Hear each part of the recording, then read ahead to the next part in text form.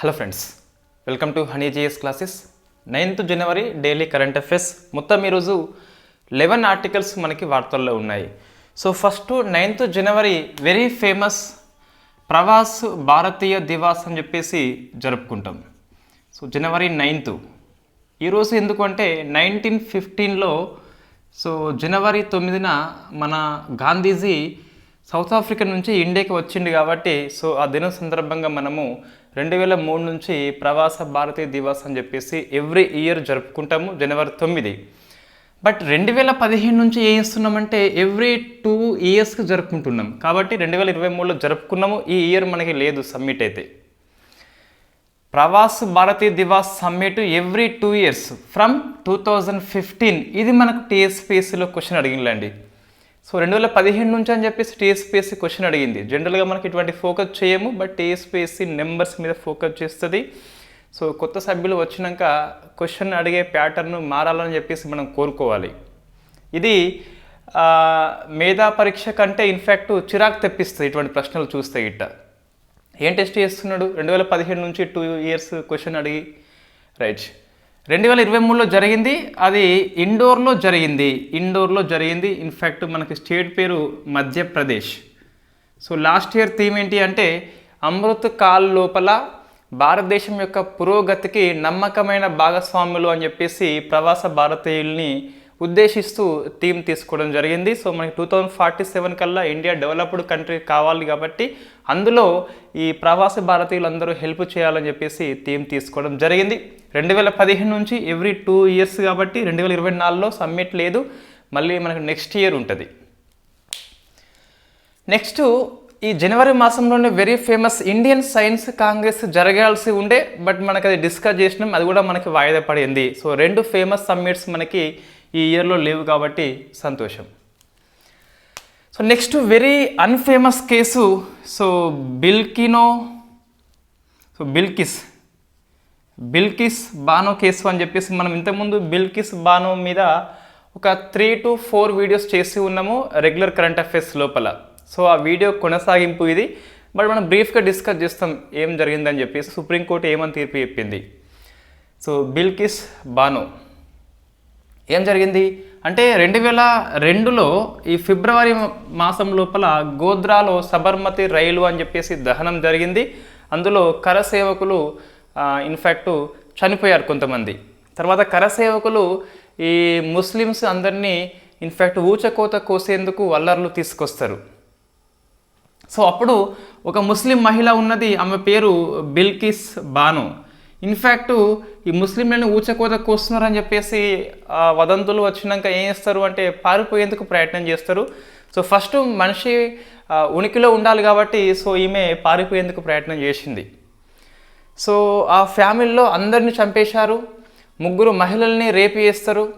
ఈమె ఆ రేపు గురైన సమయంలో 5th month ప్రెగ్నెన్సీ అండి. ఒక 3 ఏళ్ల పాప ఉంటుంది. ఆ ఫ్యామిలీ మొత్తంలో 3 ఏళ్ల పాప బతికింది అండ్ ఆ 5th month ప్రెగ్నెన్సీ కలిగిన బిల్కిస్ బాను బతికింది. బట్ మనకి రేపుకైతే గురైపోయింది. తర్వాత ఇన్ఫ్యాక్ట్ దీన్ని national human rights commission and supreme court కూడా సుమోటో తీసుకొని సిబిఐకి ఆదేశాలు పంపింది, నువ్వు దీన్ని దర్యాప్తు చేయమని చెప్పేసి. సిబిఐ దర్యాప్తు చేస్తుండగా మనకు ఇన్ఫ్యాక్ట్ గుజరాత్లో ఇన్ఫ్యాక్ట్ ఈమెకి ఇబ్బంది అయింది. ఈమె మీద సో హత్య ప్రయత్నం కూడా చేయడం జరిగింది కాబట్టి కేసుని సుప్రీంకోర్టు ముంబైకి మార్చింది. సో విచారణ కాస్త మనకి సిబిఐ యొక్క స్పెషల్ కోర్టు ముంబైకి మార్చడం జరిగింది. సో వై బికాస్ గుజరాత్లో సాక్ష్యాలు తారుమారు కావచ్చు అని చెప్పేసి ఈ బిల్కిస్ బానో సుప్రీంకోర్టుని అప్రోచ్ అయితే సుప్రీంకోర్టు కేసుని ముంబై యొక్క స్పెషల్ కోర్టుకి పంపింది. సో నేర విచారణ జరిగేది ఇప్పుడు ఎక్కడ అంటే గుజరాత్ రాష్ట్రంలో కాదు, ఇన్ఫ్యాక్ట్ ముంబై లోపల. నేరం జరిగింది ఎక్కడ? గుజరాత్ లోపల గోధ్రా దగ్గర. ఖైదీలు ఎవరు అంటే ఇన్ఫ్యాక్ట్ గుజరాత్ వాళ్ళు.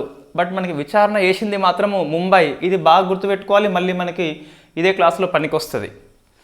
So Mumbai finally CBI special court చూస్తే 2008లో వీళ్ళకి యావజ్జీవ శిక్ష విధించింది. వీళ్ళు జీవితాంతం జైలులో ఉండాలి. Why because 5th month pregnancy, అంతమంది మహిళలను చంపేసిండ్రు అని చెప్పేసి వీళ్ళ పట్ల కనికరం వద్దు అని చెప్పేసి ఇన్ఫ్యాక్ట్ శిక్ష విధిస్తుంది. సో 15 ఏళ్ళు అయిపోయింది శిక్ష పడి. ఇన్ఫ్యాక్ట్ 2023లో మనకి ఏమైంది అంటే ఆగస్టు 15. సో జనరల్గా జనవరి 26 republic day and August 15 in fact ఈ 2 డేస్లలో కొంతమంది సత్ప్రవర్తన కలిగిన ఖైదీల్ని స్టేట్ ప్రభుత్వాలు, రాష్ట్ర ప్రభుత్వాలు క్రిమినల్ ప్రొసీజర్ కోడ్, దీన్ని మనం పేరు మార్చుకున్నాము భారతీయ న్యాయ సంహిత సురక్షిత బిల్లు అని చెప్పేసి. ఇంకా ఇది మనకి అమల్లోకి రాలేదు, రాష్ట్రపతి సైన్ చేసింది కానీ చట్టం అమల్లోకి రాలేదు. సో మనం సిఆర్పిసి అని చెప్పేసి చదువుకోవాలి. సెక్షన్ నెంబర్ 432 ఉంటుంది. దీని ప్రకారము రెమిషన్స్ అనేవి రాష్ట్ర ప్రభుత్వాలు చేయవచ్చు. వై? బికాస్ జైళ్ళ అంశం మనకు రాష్ట్ర జాబితాలో ఉంటుంది కాబట్టి, జైల్ రిఫార్మ్స్ రాష్ట్రమే తీసుకోవాలి కాబట్టి సత్ప్రవర్తన కలిగిన ఖైదీల్ని కొన్నిసార్లు విడుదల చేస్తారు. డిఫరెంట్ కండిషన్స్ ఉంటాయి వాటికి. సో ఇన్ఫ్యాక్ట్ వీళ్ళు కూడా సత్ప్రవర్తన కలిగిన ఖైదీలు. ఎందుకోసము అంటే ఇన్ఫ్యాక్ట్ 5th మంత్ ప్రెగ్నెన్సీని రేప్ చేయడం జరిగింది, ఫ్యామిలీ మొత్తం చంపేసినలు కాబట్టి మంచి ప్రవర్తన అని చెప్పేసి గుజరాత్లో ఉన్న బీజేపీ ప్రభుత్వము సో ఆగస్టు 15 వీళ్ళని రిలీజ్ చేసింది. బయటికి రాగానే చాలా బీజేపీ నాయకులు కొంతమంది ఇన్ఫ్యాక్ట్ స్వీట్లు కూడా పంచుతున్న వీడియో మనం చూసి ఉన్నాము. ఇన్ఫ్యాక్ట్ ఎక్స్ప్రెస్లో ఒక ఆర్టికల్ కూడా రావడం జరిగింది. ఆ రోజు ఆమె గుండె బద్దలైంది, ఆమె ఛాతి మీద ఒక 1000 కిలోల బరువు వచ్చినట్టుగా ఆమె భావించింది అట. సో మనకి ఎక్స్ప్రెస్ ఆర్టికల్ ఈరోజు ఇవ్వడం జరిగింది. ఇన్ఫ్యాక్ట్ సేమ్ ఊరు వాళ్ళు ఆమె ముంగట్నే వాళ్ళు సో ఫ్రీగా తిరుగుతున్నారు. సో ఇన్ఫ్యాక్ట్ అప్పుడు ఆమె సుప్రీంకోర్టులో ఆర్టికల్ నెంబర్ 32ను ఉపయోగించుకొని పిటిషన్ వేసింది. రాజ్యాంగ పరిహార హక్కు అని చెప్పేసి పిలుస్తాం, అన్ని ప్రాథమిక హక్కులకు రక్షణ, స్వయంగా 32 కూడా ప్రాథమిక హక్కు అని చెప్పేసి. అంబేద్కర్ ఏమని కామెంట్ చేసిండు మీరు కామెంట్ చేయండి. 32 ఆర్టికల్ని అంబేద్కర్ దేంతోని పోల్చిండు? రైట్. సుప్రీంకోర్టులో అప్రోచ్ అయితే సుప్రీంకోర్టు ఫైనల్గా తీర్పు చెప్పడం జరిగింది. సో తీర్పు ఏమని చెప్పింది? ఇది ఇంతవరకు జరిగింది, మనం ఇంతకుముందు క్లాసులో డిస్కస్ చేసినాం ఇదంతా కూడా. బట్ ఇక్కడ కొద్దిగా ఆ క్లాస్లో ఈ criminal procedure code section number 432 ఏంటి, 72 ఆర్టికల్ ఏంటి, 161 ఇది రాష్ట్రపతికి రెమిషన్, ఇదేమో గవర్నర్కి కదా.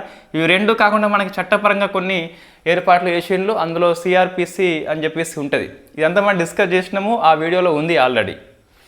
సుప్రీంకోర్టు ఏమని చెప్పింది అంటే సో ఫస్ట్ ఒకటి ఇన్ఫ్యాక్ట్ వీళ్ళ యొక్క రెమిషన్ని రద్దు చేసింది. సెకండ్ వీళ్ళు వెంటనే 2 వారాల్లోగా తిరిగి జైలుకే వెళ్ళిపోవాలని చెప్పేసి చెప్పడం జరిగింది. మూడో చూస్తే ఇన్ఫ్యాక్ట్ మరి ఎందుకు సుప్రీంకోర్టు కొట్టేసింది అంటే సో ఫస్ట్ మనం చట్టపరంగా కారణం చూద్దాం, తర్వాత ఎథిక్స్ పరంగా చూద్దాం. చట్టపరంగా ఏంటి అంటే సో ఇది మనం బాగా గుర్తుపెట్టుకోవాలండి. ఈ కేసు మొత్తానికి ఇది కీలక point. Criminal procedure code section number 432 అనేది ఏం చెప్తుంది? సో రాష్ట్ర ప్రభుత్వాలు రెమిషన్స్ ఇవ్వచ్చు అని చెప్పేసి చెప్తుంది. ఇందులో సెక్షన్ మళ్ళీ సో సబ్ క్లాస్ 7B అని చెప్పేసి ఉంటుంది. సో ఇది very very important. Sub class 7B అనేది ఏమని చెప్తుంది అంటే సో ఇన్ఫ్యాక్ట్ నేరము ఎక్కడ జరిగింది సంబంధం లేదు, ఎక్కడ వీళ్ళు ఖైదీలుగా ఉన్నారు సంబంధం లేదు, నేర విచారణ ఎక్కడ జరిగిందో శిక్ష ఎవరు విధించారో వాళ్ళకే రెమిషన్స్ ఇచ్చే అధికారం ఉంటుంది. ఇక్కడ చూస్తే శిక్ష విధించింది ముంబై కోర్టు కాబట్టి సో శిక్ష విధించింది మహారాష్ట్ర ప్రభుత్వం కాబట్టి సో రెమిషన్స్ ఇస్తే ఎవరు ఇవ్వాలి వీళ్లకు? ఇన్ఫ్యాక్ట్ మహారాష్ట్ర ఇవ్వాలి, నువ్వెక్కడిదని చెప్పేసి ప్రభుత్వాన్ని తిట్టిపోసింది. So why? బికాస్ నేరం జరిగింది నీ రాష్ట్రంలో కావచ్చు, ఖైదీలుగా చేయబడ్డ వాళ్ళు నీ రాష్ట్రం వాళ్ళు కావచ్చు, ఇన్ఫ్యాక్ట్ ఇక్కడ ఉన్న మహిళ ముస్లిం కావచ్చు.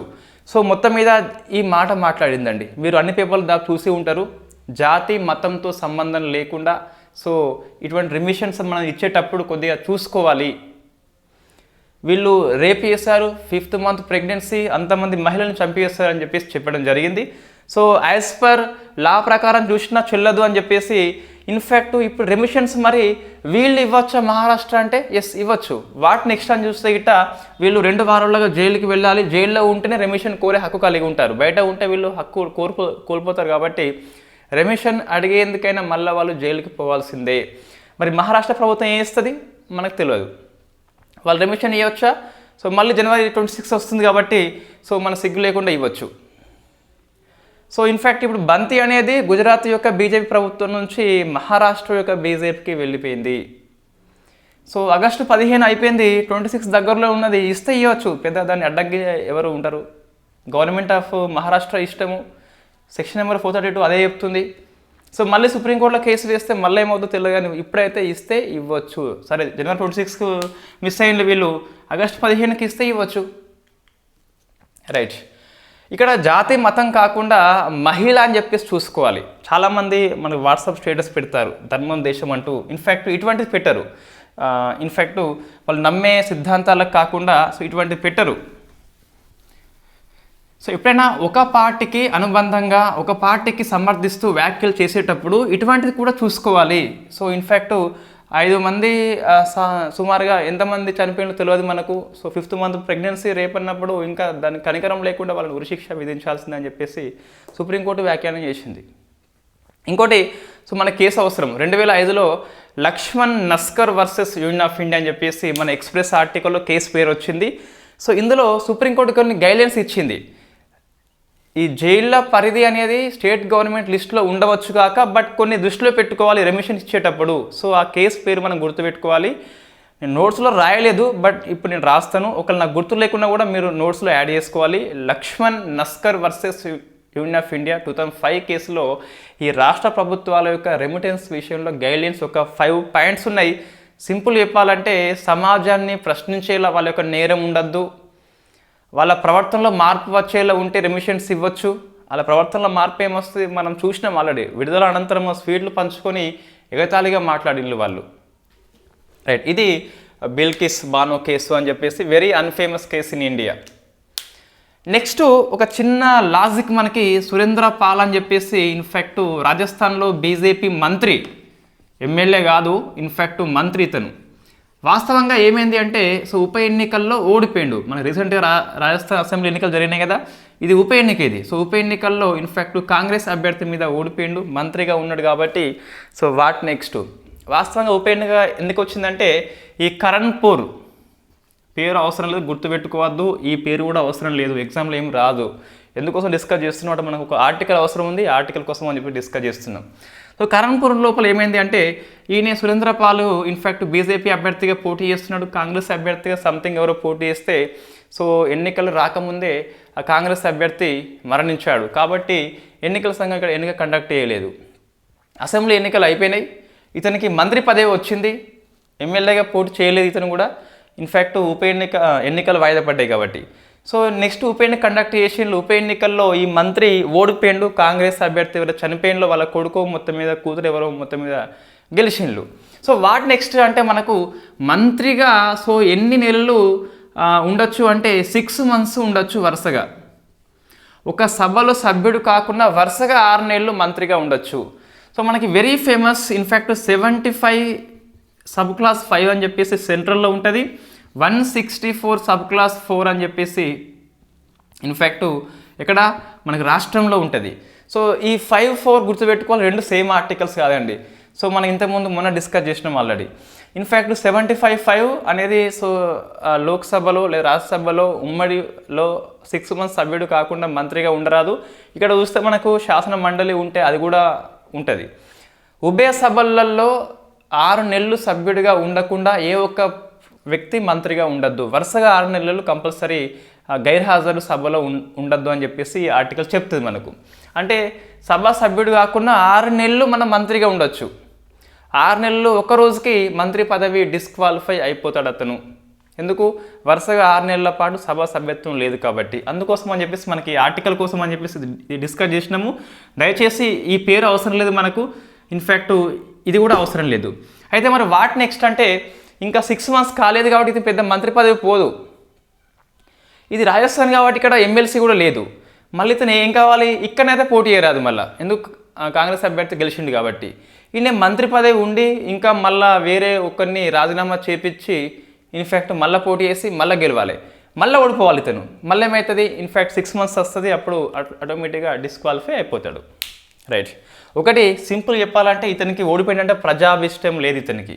సో ప్రజల ఆమోదం లేదు, తీసిపడేయాలి, బట్ ఇంకా ఉంచుతాం మనము. సో నెక్స్ట్ ఈ జిఐ ట్యాగ్ స్టేటస్ అని చెప్పేసి ఈరోజు హిందూ పేపర్లో చిన్నగా మనకి టేబుల్స్ అయితే వచ్చినాయి కదా. సో ఆ జిఐ ట్యాగ్స్ విషయంలో ఒకసారి మనకి క్లారిఫై వచ్చింది. సో మొత్తం మీద ఏ రాష్ట్రం ఎక్కువ అని చెప్పేసి చూస్తే సో తమిళనాడు రాష్ట్రము అత్యధిక జిఐ ట్యాగ్స్ కలిగి ఉన్నది 61 అండి. యాజ్ పర్ హిందూ ఆర్టికల్ మనకి ఏ మినిస్ట్రీ ఇవ్వలేదు.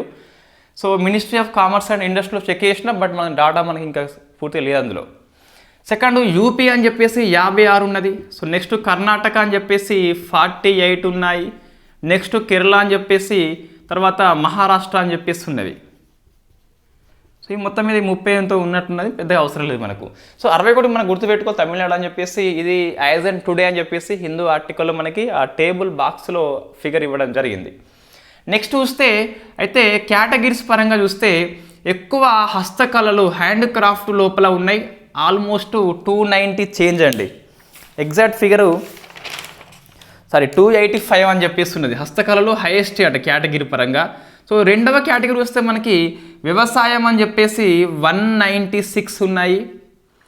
నెక్స్ట్ మూడో కేటగిరీ ఫుడ్ ఐటమ్స్ అని చెప్పేసి 38 ఉన్నాయి. థర్డ్ది మ్యానుఫ్యాక్చర్డ్ ఐటమ్స్ అని చెప్పేసి ఒక 15 ఉన్నాయి. ఫిఫ్త్ది న్యాచురల్ అని చెప్పేసి ఇన్ఫ్యాక్ట్ 2 ఉన్నాయి. మొత్తం 536 అని చెప్పేసి. సో ఇంతవరకు మనకు జిఐ ట్యాగ్స్ అని చెప్పేసి అందులో ఇవ్వడం జరిగింది. సో ఇన్ఫ్యాక్ట్ ఈ డాటా అనేది పెద్దగా అవసరం లేదు, కానీ ఈ డాటా మనకి అవసరము. సో డాటా కంటే రాష్ట్రాల పేర్లు గుర్తుపెట్టుకోవాలి. తమిళనాడు, యూపీ, కర్ణాటక, కేరళ, మహారాష్ట్ర అని చెప్పేసి చూసుకోవాలి. సో తెలంగాణ వాళ్ళు, ఏపీ వాళ్ళు కామెంట్ చేయండి, మీ రాష్ట్రంలో ఎన్ని జిఐ ట్యాగ్స్ ఇంతవరకు ఉన్నాయని చెప్పేసి యాజ్ అండ్ టుడే అది ఆన్సర్ చేసే ప్రయత్నం చేయండి. నెక్స్ట్ ఇవన్నీ చిన్న చిన్న బిట్స్ ఇక ఏఐ ఒడిస్సీ అని చెప్పేసి సైన్స్ అండ్ టెక్నాలజీ అదర్స్ కిందికి వస్తుంది. ఇది వార్తల్లో ఉంది, మనకి ఇది ఇంతకుముందు డిస్కస్ చేసినట్టున్నాం ఒకసారి. మైక్రోసాఫ్ట్ ఇండియా ఈ కంపెనీ భారతదేశంలో ఏఐ టెక్నాలజీలో 1,00,000 మందికి ట్రైనింగ్ ఇస్తుందట. అదే ఏఐ ఒడిస్సీ అని చెప్పేసి కార్యక్రమం పేరు. ఏఐ టెక్నాలజీ యొక్క సాంకేతికత లోపల సో శిక్షణ ఇచ్చేందుకు ఈ కార్యక్రమం పేరు AI odyssey Microsoft India company ఇస్తుంది. సో ఒకటి ఇవన్నీ ఫ్యాక్ట్ క్వశ్చన్సే. సెకండ్ది డీశాలినేషన్ అని చెప్పేసి వార్తల్లో ఉంది. సో డీశాలినేషన్, సో దీన్ని ఇజ్రాయెల్ దేశము మన ఇన్ఫ్యాక్ట్ ఇక్కడది సో లక్షద్వీపు లోపల స్టార్ట్ చేస్తుంది. అంటే సో ఏంది, సముద్ర నీటిలో ఉన్న లవణాలను తొలగించేందుకు తాగేందుకు మార్చే ప్రక్రియ పేరు డీశాలినేషన్ అని చెప్పేసి పిలుస్తాం. అందులో లవణాలు ఏవైతే ఉన్నాయో వాటిని తొలగించి సో మంచి నీటిగా మారుస్తారట. ఇది ఇజ్రాయెల్ దేశము మన లక్షద్వీపు లోపల స్టార్ట్ చేస్తుందని చెప్పేసి ఇవ్వడం జరిగింది. సో ఇన్ఫ్యాక్ట్ ఇది వెంటనే స్టార్ట్ చేస్తుంది. మన ఇజ్రాయెల్ సపోర్ట్ చేస్తున్నాం మనం. మన ఇజ్రాయెల్ దేశము గాజా లోపల చిన్నపిల్లల్ని, మహిళల్ని బాంబులు వేసి చంపేస్తుంది. జినోసైడ్ మారణ హోమం సృష్టిస్తుంది. అయినా మనం వాట్సాప్ స్టేటస్ పెట్టిస్తాము ఇజ్రాయెల్ సపోర్ట్ చేయాలి, పాలస్తీనా ముస్లిం కంట్రీ అని చెప్పేసి. సో ఇన్ఫ్యాక్ట్ ఆ ఇజ్రాయెల్ దేశం వెంటనే లక్షద్వీప్ మనకి వర్సెస్ మల్దీవులు అని చెప్పేసి వార్తల్లో ఉంది. మనం దీన్ని డిస్కస్ చేస్తాము కంపల్సరీ. డెవలప్మెంట్ ఇంకా పూర్తి కాలేదు, ఇంకా దాన్ని ముందుకు పోతుంది. లక్షద్వీప్ వర్సెస్ మల్దీవులు అని చెప్పేసి మనం 3-4 డేస్లో దీన్ని మల్దీవులు వర్సెస్ లక్షద్వీపులు ఏంటి, మల్దీవులు ఇండియా సంబంధాలు ఏంటి, ఇండియా అవుట్ ప్రోగ్రామ్ ఏంటి అని చెప్పేసి డిస్కస్ చేస్తాం. సో మొత్తం మీద ఈ మల్దీవులు కూడా మంత్రులు 3 బహిష్కరణ చేయబడ్డారు. వాళ్ళ పేర్లు అయితే మనకి ఎగ్జామ్లో అడగారు వెళ్ళండి. ఇది లక్షద్వీప్లో ఇజ్రాయెల్ స్టార్ట్ చేస్తుంది, మనం సపోర్ట్ చేస్తున్నాం కాబట్టి వెంటనే వచ్చి స్టార్ట్ చేసి పడేసింది. సో సముద్రపు నీటిని మంచినీటిగా మార్చే ప్రక్రియ పేరు తెలుగులో ఏమంటారని చెప్పేసి మనకు ఇన్ఫ్యాక్ట్ ఏమంటారు మొత్తం మీద అది మన ఈనాలో ఇవ్వడం జరిగింది. పెద్ద వర్డే ఉందా మీది.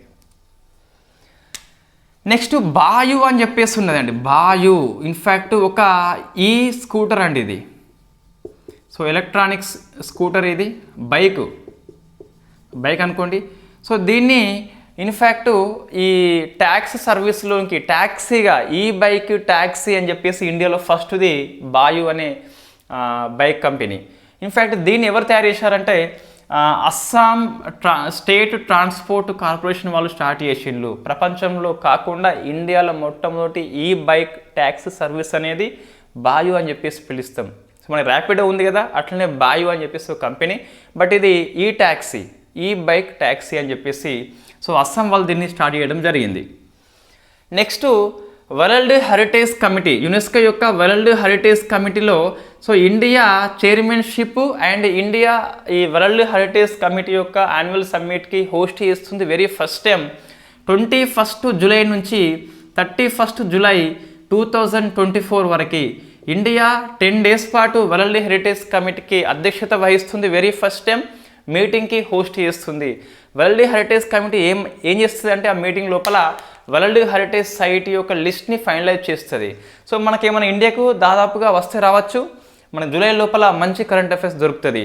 సో వరల్డ్ హెరిటేజ్ సైట్ కూడా మన ఇండియాకి కంపల్సరీ వస్తాయని చెప్పేసి మనం భావించవచ్చు, there is no doubt. Next Indramani Pandey అని చెప్పేసి వార్తల్లో ఉన్నాడు.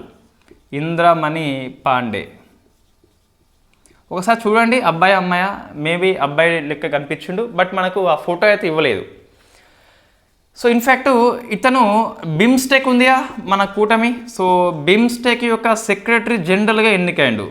అయితే ఇండియన్ కాబట్టి ఒక అంతర్జాతీయ ప్రాంతీయ కూటమి, ఇది ఇంటర్నేషనల్ లెవెల్ కాదు, రీజనల్ లెవెల్లో ఉన్న కూటమి ఇది. సో బిమ్స్టెక్ ఏదైతే ఉందో దాని యొక్క సెక్రటరీ జనరల్గా ఎన్నికైండు. సో బిమ్స్టెక్ యొక్క సచివాలయం మనకి ఢాకాలో ఉంటుంది. ఇది గ్రూప్ 1 ప్రిలిమ్స్ క్వశ్చన్. బిమ్స్టెక్ యొక్క సచివాలయం ఇక్కడ ఢాకాలో ఉన్నది. So bay of Bengal initiative multi sectoral technical and economic cooperation అని చెప్పేసి పిలుస్తాం. బంగాళాఖాతం సరిహద్దుల్లో దేశాల కూటమి అని చెప్పేసి. సో ఇక్కడ భారత్ ఉంటుంది, భూటాన్ ఉంటుంది, బంగ్లాదేశ్ ఉంటుంది, మయన్మార్ ఉంటుంది, శ్రీలంక ఉంటుంది, థాయిలాండ్ ప్లస్ నేపాల్ అని చెప్పేసి మొత్తం 7 కంట్రీస్ అయితే మనకు కనిపిస్తాయి. రైట్, నెక్స్ట్ సో ఒక సమ్మిట్ మనకి very famous summit, inland water development council first time summit conduct చేసుకున్నది. సో సమ్మిట్ పేరేంటి అంటే ఇన్లాండ్ వాటర్ డెవలప్మెంట్ కౌన్సిల్. దీన్ని inland water authority of India very first time Kolkata లోపల మీటింగ్ పెట్టింది. సో మనకి జల రవాణా మీద ఇది ఒక సమ్మిట్ అని చెప్పేసి పిలుస్తాం. Very first time Kolkata host చేసింది. ఎవరు కండక్ట్ చేసిన అంటే inland water authority of India అని చెప్పేసి మనం మొన్న సెప్టెంబర్లో అక్టోబర్లో దీన్ని ఏర్పాటు చేసుకున్నాం. మనం డిస్కస్ చేస్తున్నాం. Ministry of port and shipping కింద పనిచేస్తుంది. సో ఇందులో ఒక 2 తీర్మానం చేయడం జరిగింది, అవి వెరీ వెరీ ఫేమస్. ఒకటి హరిత నౌక అని చెప్పేసి ఉన్నది. సో అంటే ఏంది ఇక్కడ సింపుల్, మనకి హరిత అంటే ప్లస్ గ్రీన్ అని చెప్పేసి పిలుస్తాం. ఈ ఇన్లాండ్ వెజల్స్ ఏవైతే ఉన్నాయో, ఐ మీన్ షిప్స్ కావచ్చు, అవన్నీ స్టీమర్స్ కావచ్చు, మొత్తం మీద అవన్నీ కూడా గ్రీన్ ట్రాన్సిషన్ వైపు వెళ్ళాలి, హరితం వైపు పరివర్తన చెందాలి. అంటే కార్బన్ ఎమిషన్స్ లేని ఇంధనాన్ని ఉపయోగించుకోవాలని చెప్పేసి లక్ష్యం పెట్టుకుంది. ఒకటి హరిత నౌక అని చెప్పేసి పిలుస్తాం. సెకండ్ది మనకు so cruise tourism road map 2047 అని చెప్పేసి ఆవిష్కరణ చేసిండ్లు. మనం దీన్ని ఇంతకుముందు డిస్కస్ చేసినాము ఈ సంస్థ ఏర్పాటు ప్రక్రియలో భాగంగా.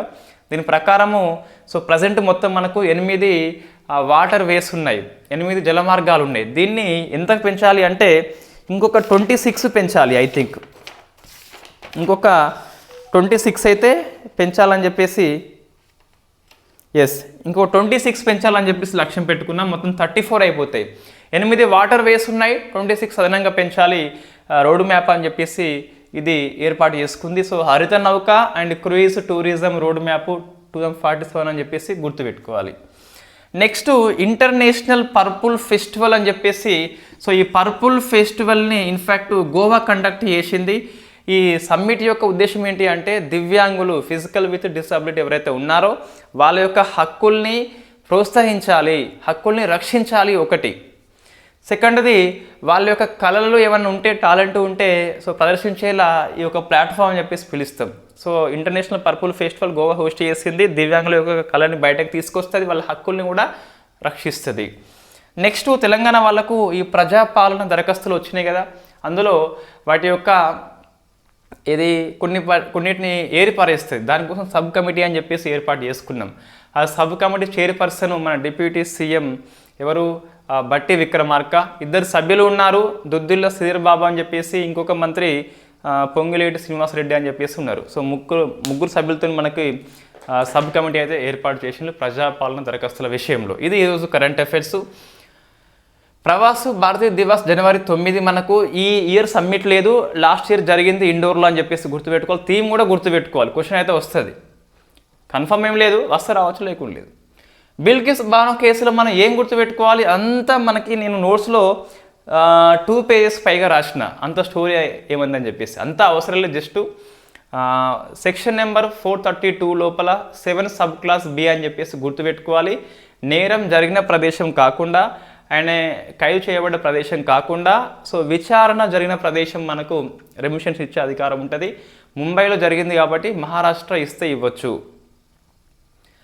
Next Lakshman Naskar versus union of India case గుర్తుపెట్టుకోవాలి. మహారాష్ట్ర ప్రభుత్వం గిట్ట రెమిషన్స్ ఇస్తే గిట్ట మళ్ళీ మనకు ఆ కేసు విలువలోకి వస్తుంది. వాళ్ళకి అర్హత లేదు వాస్తవంగా. జిఐ ట్యాగ్ సురేంద్రపాల్ కర్ణపురి అంత అవసరం లేదు. 164 మనకు ఇన్ఫ్యాక్ట్ 4 ఆర్టికల్ అని చెప్పేసి గుర్తుపెట్టుకోవాలి. 75 సబ్ క్లాస్ 5 అని చెప్పేసి సో 6 months వరకు సభా సభ్యత్వం లేకున్నా మంత్రిగా ఉండొచ్చు. 6 months తర్వాత డిస్క్వాలిఫై అయిపోతారు. జిఐ ట్యాగ్స్ అని చెప్పేసి తమిళనాడులో 61 ఉన్నాయి. ఆ ప్లేస్ మనం కంపల్సరీ గుర్తుపెట్టుకోవాలి.